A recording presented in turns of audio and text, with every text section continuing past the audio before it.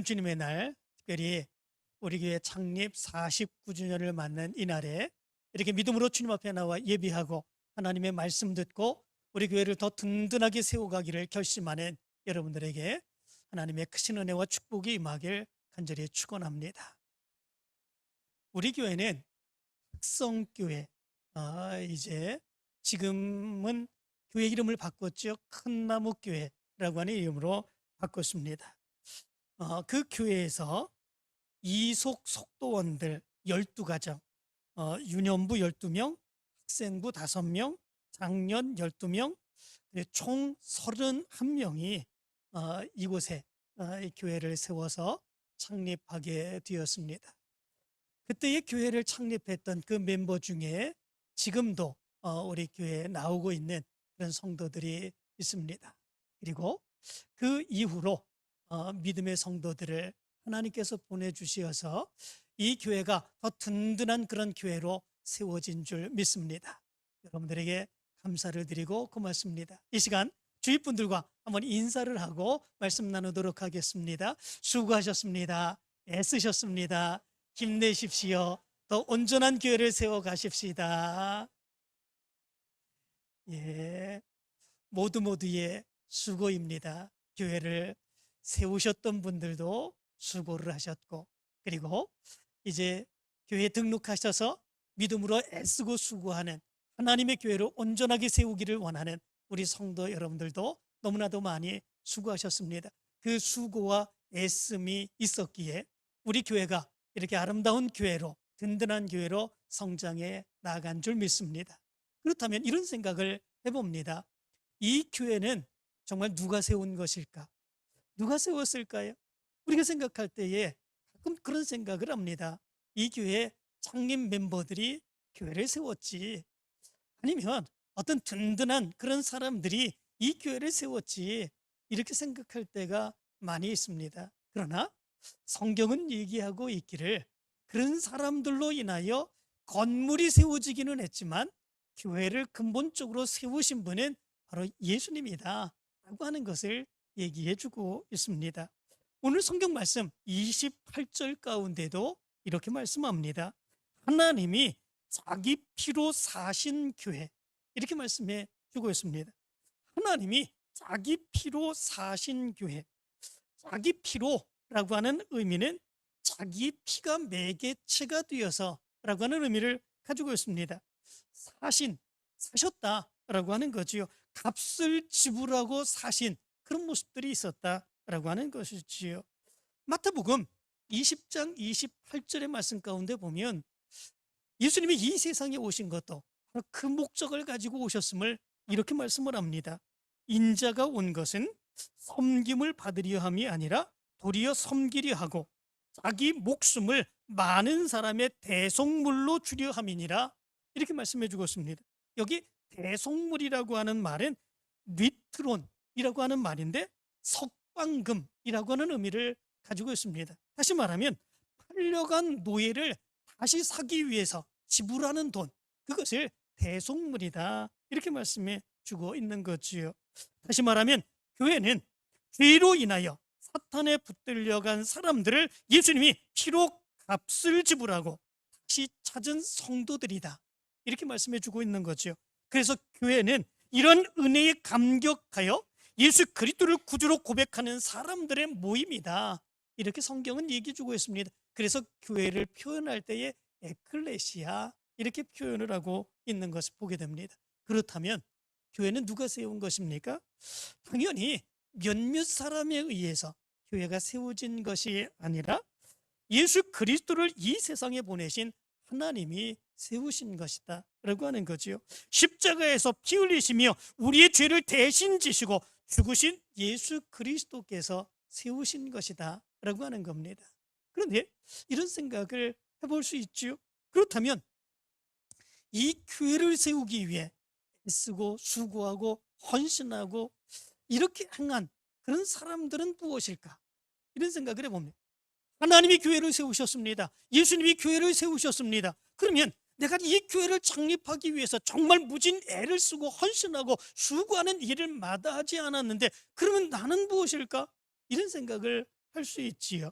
그거에 대해서 28절 중반절은 이렇게 말합니다.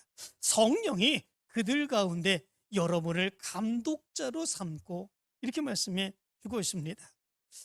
내가 마음대로 주관하여서 세운 것, 그것이 아니라 성령께서 우리 가운데에 감독자로 삼으신 거다, 이렇게 말씀해 주고 있습니다. 이 감독자라고 하는 말은 관리자 또는 보호자라고 하는 의미를 가지고 있습니다. 성령께서 그 성도들의 마음을 주관하여 주셔서 하나님이 세우신 교회, 예수님이 세우신 교회, 그 교회를 보호하고 인도하고 관리하고, 때로는 교회라고 하는 건물을 세워서 하나님의 뜻을 이루어가게 하는 그런 사람이다 라고 하는 것입니다. 바로 그런 사람으로 우리를 세워주신 것이다 말씀해 주고 있습니다. 그러므로 이 교회는 내가 주인이 아닙니다. 교회를 세우신 하나님이 주인입니다. 예수님이 주인이십니다. 그러므로 인하여 이 교회는 내가 주관하여 이 교회를 이끌어가는 것이 아니라 하나님이 이끄시고 예수님이 이끄시고 하나님이 영광 받으시는 바로 이 교회의 모습을 이루어야 된다라고 하는 것입니다. 그렇기에 예수님께서는 이 교회를 세우시고 이 교회가 보호자들, 관리자들, 감독들로 인하여, 우리 성도들로 인하여 든든한 교회로 세워지기를 원합니다. 어떻게 하면 그러면 이 교회를 든든한 교회로 세워갈 수 있을까? 이런 생각을 해볼 수 있게 되죠. 어떻게 하면 든든한 교회로 세워갈 수 있겠습니까? 세상에 많은 사람들이 건물을 짓습니다. 든든한 건물을 짓습니다. 어떻게 하면 세상 사람들은 든든한 건물을 짓습니까? 많은 돈은 들여야지요. 든든한 그런 건물을 짓는 그런 모습들이 있어야지요. 그렇게 할 때에 세상의 건물은 든든하게 되는 그런 모습들이 있습니다. 그렇지만 하나님이 세우신 교회, 예수님이 세우신 교회, 이 교회가 든든한 교회가 될 수 있으려면 그렇게 행하는 것이 아님을 얘기해 주고 있지요. 오늘 성경 말씀 가운데 보면 사도 바울은 이제 예루살렘 교회를 위하여, 많은 어려움을 당하는 예루살렘 교회를 위하여 각 교회로부터 구조를 받아서 그것을 가지고 예루살렘 교회를 돕기 위하여 떠나게 됩니다. 에베소 교회를 떠나게 되게 될 때에 에베소 교회 장로들을 오게 하여 그들에게 권면의 말씀을 전해줍니다. 뭐라고 말씀해 주고 있습니까? 이제 너희들에게 맡겨주신 관리자로, 감독자로, 보호자로 너희 교회를 맡겨주신 바로 그 교회를 든든한 교회로 세워가라, 이런 권면의 말씀을 해주고 있습니다. 그러면 어떻게 하면 그 교회를 든든하게 세워갈 수 있을까? 그거에 대해서 말씀해 주고 있습니다. 첫 번째로 사도 바울은 이야기를 합니다. 든든한 교회로 세워가기 위해서는 자기를 위하여 또는 온 양떼를 위하여 삼가해야 된다, 이렇게 말씀해 주고 있습니다. 자기를 위하여, 온 양떼를 위하여 삼가해야 된다. 이 삼가한다라고 하는 말은 프로세코라고 하는 말입니다.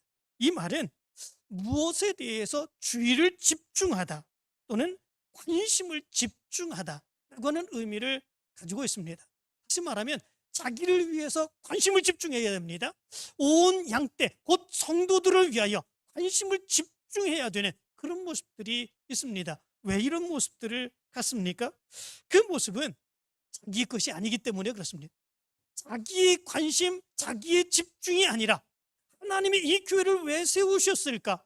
하나님이 나로 하여금 감독자로 세우신, 보호자로, 관리자로 세우신 그 이유는 무엇일까? 그렇다면 그 하나님의 교회를 온전하게 세우기 위하여 나는 무엇을 해야 될 것일까? 라고 하는 것에 대한 관심을 집중할 수 있는 그런 모습들이 우리의 모습 가운데 있어야 된다라고 하는 것입니다. 이것이 얼마나 중요한지 사도 바울은 교회를 든든하게 세워야 되는 그 첫 번째의 방법으로 이 말씀을 해주고 있는 것을 보게 됩니다. 그 이유는 바로 그게 잘 안 되기 때문에 그렇습니다. 그렇지 않습니까? 잘 되면 그냥 나중에도 천천히 얘기해도 되는 겁니다. 그런데 그것이 그만큼 중요한 거지요. 그것이 그만큼 잘 안 되는 거지요. 맨 처음에 사람들이 그렇지 않습니까? 처음에는 정말 하나님의 뜻을 이루기를 원합니다. 예수님의 뜻을 이루기를 원합니다. 하나님의 역사하심에 놀라운 역사를 체험하기를 원하며 나를 전적으로 내어놓고 주님의 뜻을 이루기를 원하는 그런 모습들이 있습니다. 그러나 점차 시간이 가면 그것이 잘 안 되지요. 그 뒤로는 자기 욕심이 왔습니다. 자기 주장이 앞섭니다. 자기 생각이 앞서는 그런 모습들이 있게 되지요. 그러므로 인하여 교회는 무너지게 되고 그들로 인하여 교회는 혼란하게 되는 이런 모습들이 나타나게 되는 것을 보게 됩니다. 그래서 사도 바울은 이야기를 합니다. 자기를 위하여, 자기의 영혼의 구원함과 믿음의 온전함을 세우기 위하여, 그리고 온 성도들이, 양떼들이 온전하게 믿음의 삶을 살아가기 위하여 삼가해야 된다. 자기 욕심대로 하는 것이 아닙니다. 자기의 주장대로 하는 것이 아닙니다. 자기의 뜻대로 행하는 것이 아닙니다. 하나님의 뜻이 무엇인지, 예수님의 뜻이 무엇인지, 무엇을 위하여 우리를 구원해 주시고 이 교회를 세우셨는지 그것에 집중하여서 믿음으로 달려갈 수 있는 그런 모습들이 있어야 된다라고 하는 거죠. 그럴 때에 교회는 온전하게 세워지게 된다라고 하는 것입니다. 두 번째 모습이 있습니다. 교회를 든든하게 세우기 위해서 어떻게 해야 되는가?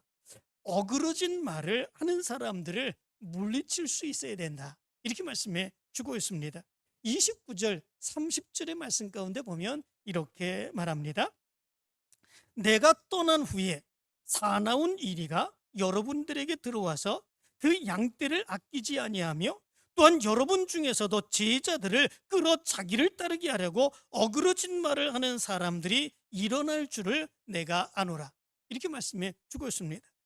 여기 말씀 가운데 보면 이 사도 바울이 이 에베소 교회를 떠나게 되면 사나운 이리가 여러분들에게 들어와서 양떼를 아끼지 않는다. 또 어그러진 말을 행하면서 오히려 그들을 따르게 한다. 이렇게 얘기해 주고 있는 것을 보게 됩니다. 어그러진 말이라고 하는 것이 무엇입니까? 이것은 왜곡하다 또는 구부러뜨리다 라고 하는 의미를 가지고 있습니다. 사도 바울이 전해준 그 복음을 왜곡하여서 교묘한 논리로 자기의 주장으로 자기의 뜻을 펼치는 그런 것을 이야기해 주고 있는 거지요. 사나운 이리가 교회에 들어와서 성도들을 아끼지 않습니다. 교묘한 말로 자기를 따르게 하려고 그렇게 행하는 모습들이 나타나게 됩니다. 결국은 이런 사람들이 어떤 사람들입니까? 이단자들이죠. 자기의 욕심을 채우기를 원하고 그리고 많은 사람들로 인하여 자기를 따르게 하려고 하는 그런 사람들, 결국 이런 사람들을 따르게 될 경우는 어떤 모습들이 나타납니까? 우리가 예수 그리스도를 믿습니다. 교회에 나옵니다. 하나님께 영광 돌리기를 원합니다. 그런데 이런 사람들에 의해서 그들을 따르게 되면 결국은 예수님을 따르게 되는 것이 아니라 하나님을 따르게 되는 것이 아니라 그 사람을 따르게 되는 이런 모습들이 나타나게 되는 거지요. 전혀 잘못된 방향으로 교회가 나가게 되는 이런 모습들이 있게 되는 것을 보게 됩니다. 그런데 이런 사람들은 얼마나 그 모습이 치밀하고 얼마나 집요한 그런 모습들이 있는지 모릅니다. 전에 TV에서 방영된 다큐멘터리 늑대의 생존법이라고 하는 다큐멘터리를 본 적이 있습니다. 이 늑대가 사냥감을 잡기 위해서 얼마나 교묘하게, 얼마나 치밀하게 그 사냥감을 추적하는 그런 모습들이 있는지 모릅니다. 늑대 몇 마리가 사냥감을 포착을 하게 되지요. 공격의 기회를 엿봅니다. 그러나 섣불리 함부로 달려들지 않는 이런 모습들이 있게 됩니다. 상대를 계속 추적하며 약점을 파악하는 그런 모습들이 있습니다. 혹시 노쇠한 것은 없는지, 혹시 다리를 절거나 잘 걷지 못하는 그런 것이 없는지, 그 무리에서 이탈한 것은 없는지, 병든 것은 없는지 공격할 그런 대상에 대해서 아주 집중적으로 참여 이제 보게 되는 이런 모습들이 있게 됩니다. 그리고 일단 공격할 것, 그 사냥감을 포착하게 되면 일제히 달려들어서 숨이 끊어질 때까지 함께 공격하는 이런 모습들이 있게 됩니다. 사나운 이리, 늑대, 이들이 얼마나 이렇게 집요하고 치밀한 그런 모습들이 있는지 모릅니다. 이단자들도 마찬가지입니다. 이단자들도 교회에 들어와서 얼마나 치밀하고 집중적으로 그리고 공격하는 그런 모습들이 있는지 모릅니다. 한두 번 이렇게 권면하고 마는 것이 아닙니다. 어떤 사람들이 그렇게 할까? 어떤 사람들을 행하여 같이 우리를 동조하게 할까? 얼마나 치밀하게 하는지 모릅니다. 그리고 그 대상을 정했을 때에 끝까지 집요하게 엄청난 공격을 행하는 이런 모습들이 있게 됩니다. 거기에 빠지지 않을 수 없는 이런 모습들이 있게 되는 것을 보게 됩니다. 그리고 30절의 말씀 가운데서 보면 바로 이렇게 얘기를 합니다. 그런 사람들이 외부에서 그렇게 공격하는 그런 사람들이 들어오는 것만이 아니라 내부에도 그런 사람들이 있음을 얘기합니다. 또한 여러분들 중에서도 제자들을 끌어 자기를 따르게 하려고 어그러진 말을 하는 사람들이 일어나는 줄 내가 아노라, 이렇게 말합니다. 외부에서 그런 악한 사람들, 그런 대적자들이 들어오는 것만이 아니라 내부에서도 그런 사람들이 있다, 이렇게 말합니다. 그런 사람들은 어떤 사람들입니까? 자기 욕심이 과한 사람들입니다. 정말 이 교회를 하나님이 세우셨다, 예수님이 세우셨다, 이 교회를 하나님께 영광 돌리는 교회로 세워야 되겠다, 이런 믿음의 모습이 있는 것이 아니라 사람들이 많아지면 그 사람을 내 편으로 만들어야지 라고 하는 그런 사람들의 욕심이 바로 그런 사람들을 만들어 간다라고 하는 거지요. 바로 교회는 이런 것에 대해 주의를 하고 성도들은 이런 사람들에 대해서 물리칠 수 있는 이런 모습들이 있어야 된다라고 하는 거지요. 교회 밖에서는 교회의 잘못들을 계속해서 파고듭니다. 과실들을 물고 늘어지는 이런 모습들이 있게 됩니다. 집요하게 공격하는 이런 모습들이 있게 되죠. 교회 내부에서는 믿음의 사람들을 자기의 사람으로 만들려고, 그렇게 자기를 따르게 하려고 그렇게 애쓰는 그런 모습들이 있습니다. 결국은 그런 사람들로 인하여 교회는 온전한 교회로 새겨지지 못합니다. 든든한 교회로 세워지지 못합니다. 그렇기에 교회와 성도들은 이들을 물리칠 수 있어야 됩니다. 정말 영적인 분별력을 가지고 이들을 물리치고 저들을 따르게 되면, 저들의 유혹에 현혹되게 되면 우리의 믿음의 모습이 어떻게 될 것인가, 그러니까 우리가 영적으로 어떤 모습을 갖출 것인가, 이런 것들을 분별하면서 그들을 물리칠 수 있는 모습을 가져야 된다라고 하는 것입니다. 이것에 대해서는 단호해야 됩니다.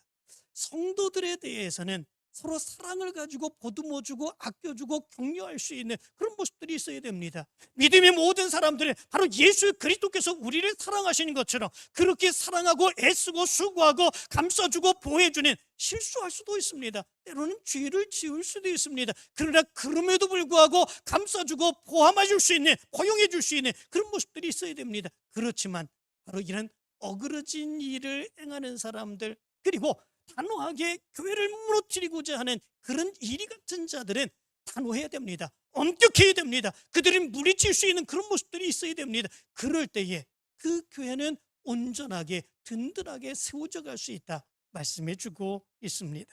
세 번째로, 교회를 든든하게 세우기 위해서는 끊임없이 쉬지 않고 눈물로 사역을 감당할 수 있어야 된다, 이렇게 말씀해 주고 있습니다.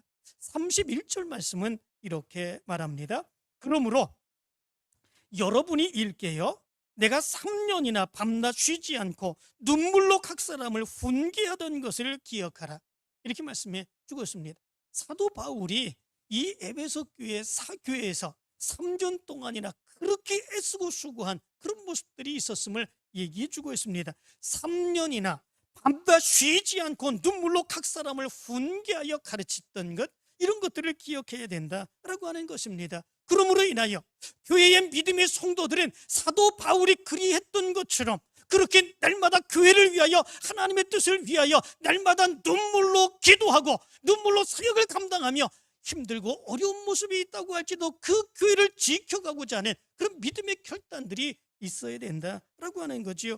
그럴 때에 그런 성도들을 통해서 교회는 성장하고, 그런 성도들을 통해서 교회는 온전한 교회로, 든든한 교회로 세워져 갈 수 있게 된다라고 하는 것입니다. 요즘 보면 대형 교회들에 대해서 얼마나 많은 비난 그리고 모욕을 행하는 이런 모습들이 있는지 모릅니다. 무엇 때문에 그렇겠습니까? 대형 교회는 큰 그런 교회, 성도들도 많이 있고 그리고 목회자들도 많이 있는 그런 교회들 아니겠습니까? 그런데 그런 교회에 대해서 매스컴에서도, 그리고 많은 다른 사람들도 그 교회들을 욕하고 비난하는 이런 모습들이 있습니다. 물론 그 교회가 잘못 뛰어나가는 그런 모습들이 있을 때, 하나님의 뜻을 온전히 감당하지 못하는 그런 모습들이 있을 때 당연히 비난해야 됩니다. 당연히 욕하는 그런 모습들이 있어야 됩니다. 그들은 책망을 받아도 당연한 그런 모습들이 있는 거죠. 그런데 우리가 생각해 보아야 될 것이 있습니다. 그것은 뭐냐면 그 교회들이 그만한 교회로 성장하기 위해서 어떤 모습들이 있었을까? 어떤 모습들이 있었겠습니까? 그만큼 수고하고 애쓰는 손길들이 있는 거죠.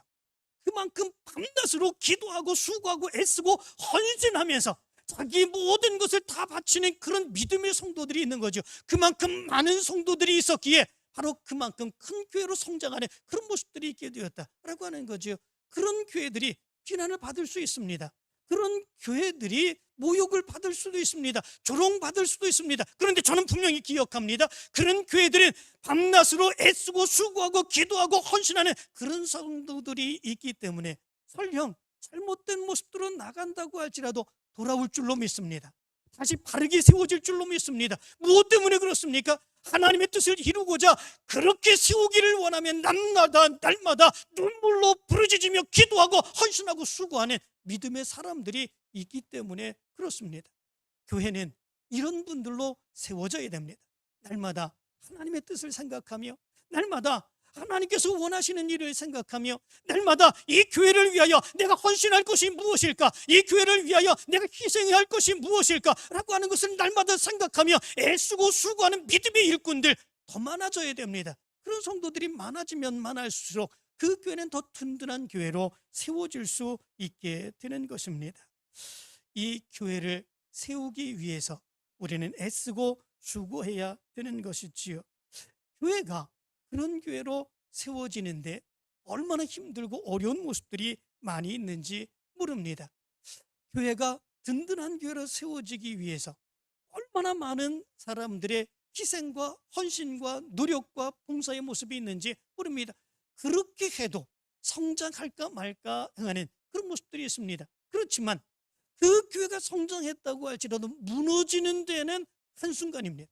순식간에 무너지게 되는 그런 모습들이 있습니다. 이리가 와서 뿐만 아니라 어떤 사람들이 휘젓는 그런 모습들이 있게 된다면 그렇게 그동안에 엄청난 많은 사람들이 눈물로 기도하며 수고하며 애쓰며 세워놓았던 그 교회가 순식간에 무너지게 되고 썰물처럼 빠져나가게 되는 이런 모습들이 있게 되는 것을 보게 됩니다. 그동안에 그렇게 큰 교회를 성장했던 그 교회도 한순간에 아무런 일도 행하지 못하는 세상에 더 큰 비난을 받는 그런 교회로 전락해버리는 이런 모습들이 얼마나 많이 나타나는지 모릅니다.